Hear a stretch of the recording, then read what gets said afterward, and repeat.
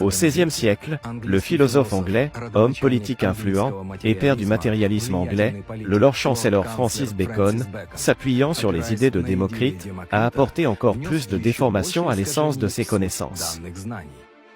Il a présenté la matière comme active et indestructible, estimant qu'il n'y a pas de « brique » de matière, que sa divisibilité, selon lui, doit être infinie.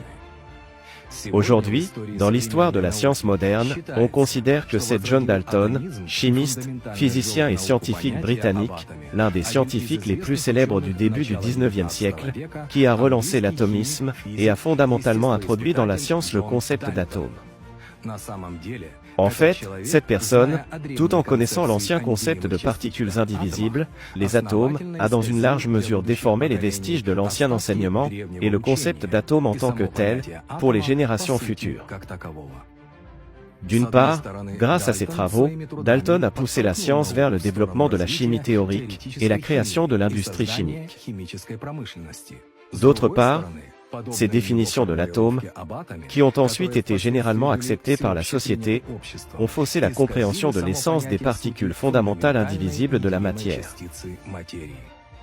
Lorsqu'au XIXe siècle, il est apparu clairement que les atomes chimiques pouvaient être divisés en particules élémentaires plus petites, cela a conduit à ce que les générations futures ignorent ce savoir primitif de l'Antiquité et commencent à le considérer comme une philosophie qui n'a rien à voir avec les sciences exactes.